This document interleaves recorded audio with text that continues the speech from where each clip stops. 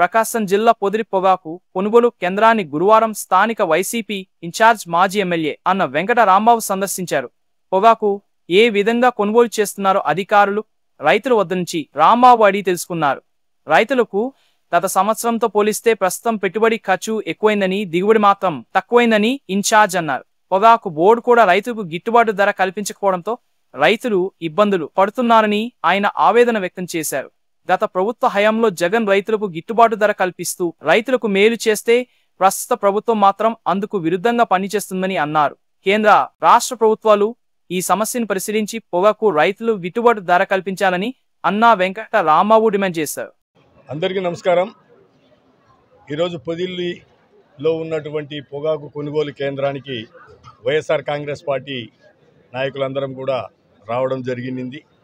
ఇక్కడ జరుగుతున్నటువంటి బిడ్డింగ్లో ఈ కొనుగోలు విధానాన్ని ఈ బోర్డు సూపరింటెండెంట్ గారితో తెలుసుకోవడం, అలాగే రైతు సోదరులతోటి కూడా మాట్లాడి ఏం జరుగుతుంది అనేటువంటి విషయాన్ని తెలుసుకోవడం అనేది జరిగింది.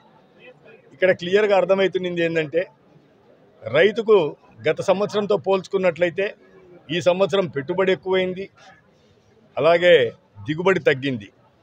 ఈ రెండు కాకుండా బోర్డు వారు కొనుగోలు చేసేటువంటి రేట్లు కూడా తగ్గేసేసి రైతు అన్ని విధాలా ఇబ్బందులు పడతా ఉన్నాడు. ఈ రైతు ఇబ్బంది పడితే ఈ దేశం కూడా ఇబ్బంది పడుతుంది అనేది మనందరికీ తెలిసిందే.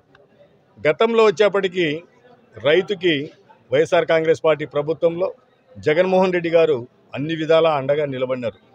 ఆ రోజు ఈ కొనుగోలుదారులు ఎవరైతే ఉన్నారో వాళ్ళందరూ సిండికేట్ అయి రేట్లు పెరగకుండా కంట్రోల్లో పెట్టుకుంటా ముందుకు పోతూ ఉంటే వైఎస్ జగన్మోహన్ రెడ్డి గారు వారి సారథ్యంలో మార్కెట్ని ఏర్పాటు చేసి దాని ద్వారా కొనుగోలు చేసి పోటీతత్వాన్ని పెంచి రైతాంగానికి ఎంతగానో ఉపయోగపడ్డ విషయం మనందరికీ తెలుసు.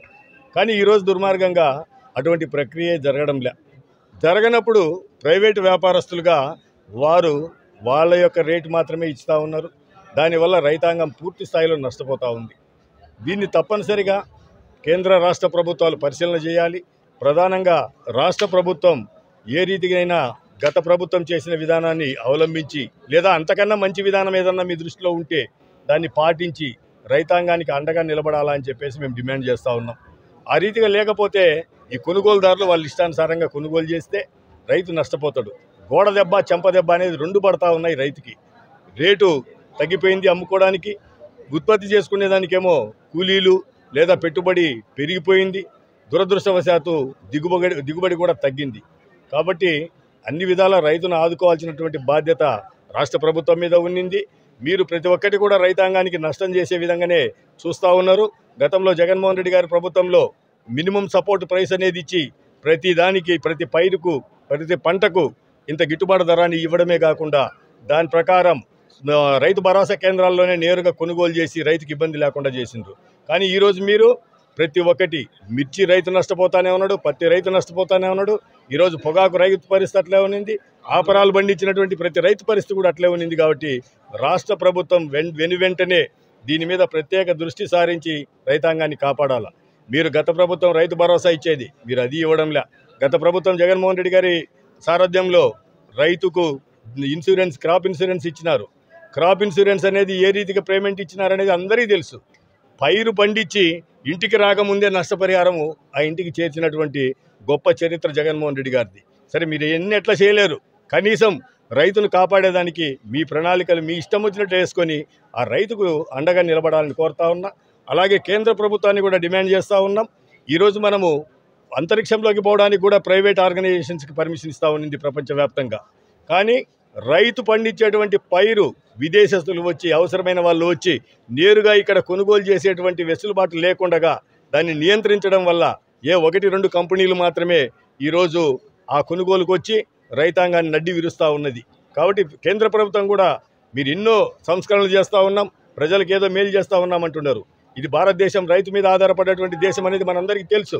దానికి ఎఫ్బిఎల్ని కూడా మీరు ఇన్వైట్ చేసి రైతుకు సపోర్ట్ ప్రైస్ వచ్చేలాగా, ఆ రైతుకు అండగా ఉండేలాగా కేంద్ర ప్రభుత్వం కూడా మాటలు చెప్పడం కాకుండా చర్యలు చేపట్టి రైతాంగాన్ని ఆదుకోవాలని చెప్పేసి కోరుతూ, వైఎస్ఆర్ కాంగ్రెస్ పార్టీ తరఫున రైతు కోసం లేదా ప్రజల కోసం ఏ సమస్యలున్నా కూడా ముందుంటాము అని చెప్పేసి తెలుపుతూ, మా నాయకుడు ఇచ్చినటువంటి ఆదేశాల ప్రకారం ప్రతి ఒక్కటి కూడా ఈ సమాజంలో ఉన్నటువంటి రుగ్మతలను ఆపేదానికోసం ఈ ప్రజలకు ఉపయోగపడేదానికోసం వైఎస్ఆర్ కాంగ్రెస్ పార్టీ ఎప్పుడు కూడా ముందుంటుంది అని చెప్పేసి తెలుపుతూ డిమాండ్ చేస్తూ ఉన్నాం. రైతుకు గిట్టుబాటు ధర ఇవ్వాలని చెప్పేసి. జై జగన్.